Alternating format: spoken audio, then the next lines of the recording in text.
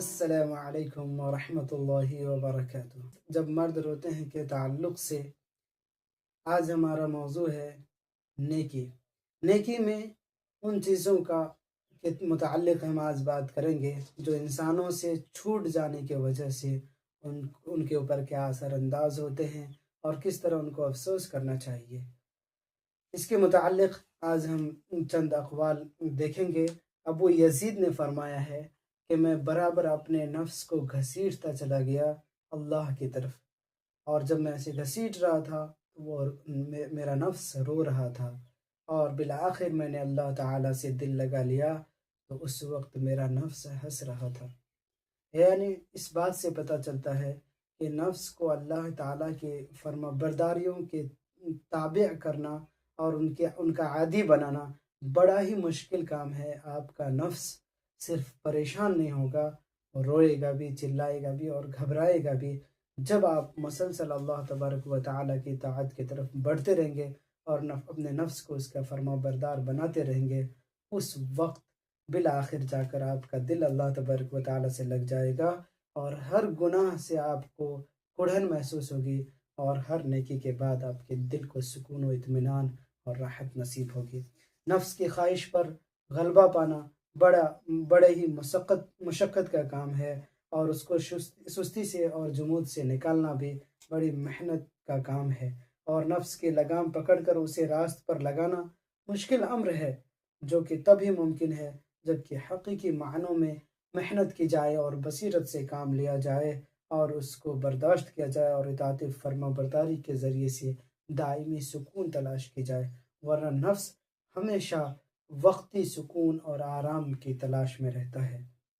اطاعت و فرما برداری اس جنت کا راستہ ہے جو جنت مشکل اور ناپسندیدہ چیزوں سے گھیر دیا گیا ہے، اور اس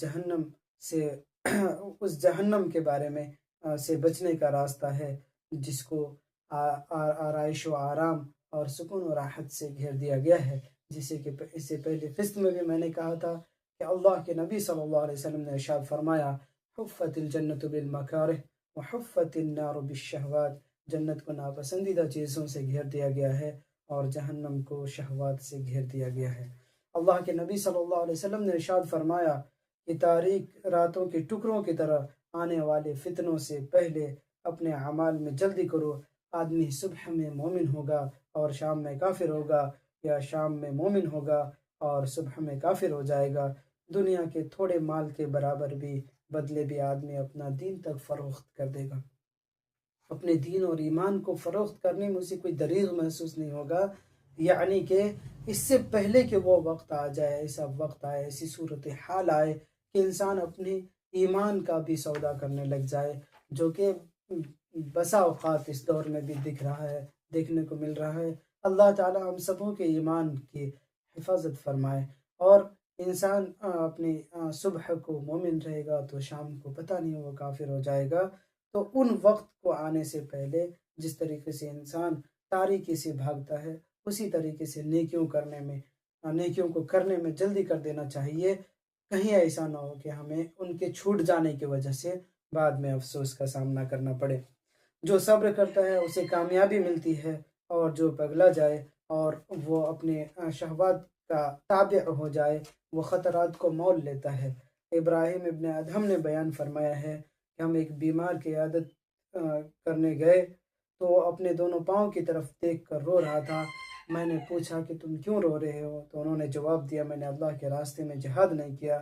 اسی طرح دوسرے نے جواب دیا، اس دن پر رو رہا ہوں جس دن میں نے روزہ نہیں رکھا تھا، اور اس رات پر رو رہا ہوں جس رات میں نے قیام نہیں کیا، جس رات میں نے اللہ کے لیے تہجد نہیں پڑھی، نماز نہیں پڑھی، اور اللہ کے سامنے خود کو پیش نہیں کر سکا۔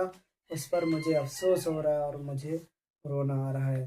سلف میں سے کسی کا بیان ہے کہ میں شام آیا اور حرملہ نامی ایک محلہ میں گزرا، وہاں ایک راہب کے پاس سے گزرا جس نے اپنی ڈیلا بنائی ہوئی تھی۔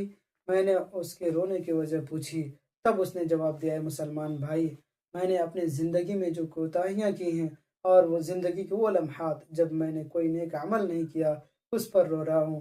پھر انہوں نے بیان کیا کہ میں دوبارہ اس کے پاس سے گزرا تو اب وہ مسلمان ہو چکا تھا، اور انہوں نے جہاد بھی کیا اور پھر وہ شہید ہو گیا۔ یہ بات ان کے اسلام سے پہلے کی بات قابل غور ہے، اور وہ بات سمجھنے کی ہے کہ وہ اسلام سے پہلے بھی ان کے اندر اللہ تعالیٰ کی خشیت اس قدر تھی کہ وہ رو رہا تھا اور نیکیوں کے چھوٹ جانے کی وجہ سے افسوس کر رہا تھا۔ اسی لیے کہا گیا ہے یہدی اللہ من ینیب، جو اللہ تعالیٰ کی طرف رجوع کرتا روتا ہے، اللہ تعالیٰ اسے ہدایت دیتا ہے۔ گویا کہ انسان اگر ہدایت پا کر بھی اللہ روئے نہیں، اللہ سے شرمندہ نہ ہو، اللہ کے سامنے گڑ گڑائے نہیں، دعائیں نہ کرے، تو کیا پتہ ان کی ہدایت چھین لے۔ نعوذ باللہ، اللہ تعالیٰ ہم سبوں کی حفاظت فرمائے۔ سفیان ثوری بیان فرماتے ہیں کہ ایک دن میں بات کرنے کے لیے اٹھا اور ہمارے ساتھ سعید ابن شائس طائفی بھی تھے۔ اچانک سعید رونے لگے، یہاں تک کہ مجھے ان پر رحم آنے لگا۔ میں نے ان سے کہا، اے سعید، تم کیوں رو رہے ہو، حالانکہ تم مجھے سن رہے ہو کہ میں اہل ذکر اور ان کے اعمال صالحہ کا تذکرہ کر رہا ہوں؟ تب انہوں نے جواب دیا، اے سفیان، جب تم نے اہل خیر کا تذکرہ شروع کیا تو میں اس لیے رونے لگا کہ میرا ان صالحین سے کوئی تعلق نہیں۔ جب ان کے نیکیوں کے بارے میں آپ نے ذکر شروع کیا تو مجھے احساس ہوا کہ میرا تو ان سے کوئی رشتہ ہی نہیں ہے، میں نیکیوں میں کتنا پیچھے ہوں ان کے سامنے میں۔ بڑا ہی غور کا مقام ہے کہ ہم اپنی نیکیوں کو اس طریقے سے کر رہے ہیں۔ اطاعت کے بہت سارے دروازے ہیں، اب تمہاری مرضی ہے کہ کسی دروازے سے داخل ہو کر تم اپنے آپ کو سیراب کر لو، یا لہٰذا تم اللہ رب العالمین کی اطاعت و فرما برداری میں وقت گزارو۔ کہیں ایسا نہ ہو کہ قیامت آ جائے۔ اللہ رب العالمین کا ارشاد ہے، ربنا اخرجنا نعمل صالحا غیر الذی کنا نعمل، اے ہمارے رب، تو ہمیں نکال دے، تو ہمیں پھر سے دوبارہ دنیا میں بھیج دے تاکہ ہم وہ اعمال کریں گے جو اس وقت ان اعمال کے علاوہ کریں گے جو اس وقت کر رہے ہوتے تھے۔ گویا کہ ہمیں ملوث ہونا چاہیے تھا نیکیوں میں، اور ہم لگے ہوئے تھے گناہوں میں۔ ہمیں اللہ کی فرما برداری کرنی چاہیے تھی، اور ہم نافرمانی میں وقت گزار کر آ گئے، تو مجھے دوبارہ سے دنیا میں بھیج دیجیے، جو کہ بالکل ہی ناممکن ہے۔ اللہ تبارک و تعالیٰ کا فیصلہ ہو گیا ہے کہ جب اخروی اور دائمی زندگی شروع ہو جائے گی، اس کے بعد پھر کسی کو دوبارہ موقع نہیں دیا جائے گا۔ ایمان اسی کا نام ہے کہ ہم لوگ وقت رہتے ہوئے اس دنیا سے جانے سے پہلے اللہ تعالیٰ کی خوب اطاعت و فرما برداری کر لے۔ ہر انسان کو اپنے نفس کے متعلق فکر مند ہونا چاہیے کہ وہ پہلے سوموار اور جمعرات کا بھی روزہ رکھتا تھا، اور تہجد کی نماز کا بھی پابند تھا، اپنے دل میں اپنے مال میں سے ہر مہینے کچھ نہ کچھ خرچ کرتا تھا، بھلائی کو پھیلاتا تھا، لوگوں کے درمیان صلح کراتا تھا، بھائیوں کو مسجد لے کر جاتا تھا۔ پھر اچانک اس کی حالت بدل گئی اور ساری بھلائیوں اور طاعت و فرما برداری کے کاموں میں کوتاہی کرنے لگا۔ اسے اپنے دل میں جھانک کر غور و فکر کرنا چاہیے کہ شاید اسے کوئی بیماری مل جائے جس کی مدد اسے اللہ رب العالمین سے طلب کرنا چاہیے۔ ایک آدمی کو ہمیشہ اپنے متعلق اتنا زیادہ باخبر رہنا چاہیے کہ وہ کن کن نیکیوں کو کر رہا تھا اور وہ اب ان سے چھوٹ رہی ہے۔ کہیں مسجد جانا تو نہیں چھوٹ رہی، کہیں ہر ماہ مال کو خرچ کرنا تو نہیں چھوٹ رہی، روزے کا اہتمام تو ان سے نہیں چھوٹ رہا ہے۔ اسی طریقے سے فرما برداری اور نیکیوں کے کام، لوگوں کو دعوت دینے کا کام، اور لوگوں کو مسجد بلانے کا کام، لوگوں کے آپس میں صلح کرانے کا کام، لوگوں کی مدد کرنے کے کام، اگر یہ چیزیں ہماری چھوٹ رہی ہیں تو ہمیں ڈرنے کی ضرورت ہے، اور اللہ رب العالمین کی اس معاملے میں مدد طلب کرنے کی ضرورت ہے کہ اے اللہ، ہم سے کیا کوتاہی ہوئی کہ ہم سے یہ نیکیاں چھوٹ رہی ہیں اور ہم سے گناہ زیادہ ہوتے جا رہے ہیں۔ ظاہر سی بات ہے، جب انسان اپنے وقت کو نیکیوں میں خرچ نہیں کرے گا تو اسی وقت کو گناہ یا کسی فضول کام میں، لہو و لعب میں خرچ کرے گا اور بیزا کاموں میں خرچ کرے گا، جو کہ گناہ کا ذریعہ ہوگا۔ تو اسی لیے اللہ رب العالمین سے ہر وقت مدد طلب کرنا چاہیے۔ اللہ تعالیٰ ہم سبوں کو عمل کرنے کی توفیق عطا فرمائے۔ وآخر دعوانا الحمد للہ رب العالمین۔ السلام علیکم ورحمۃ اللہ وبرکاتہ۔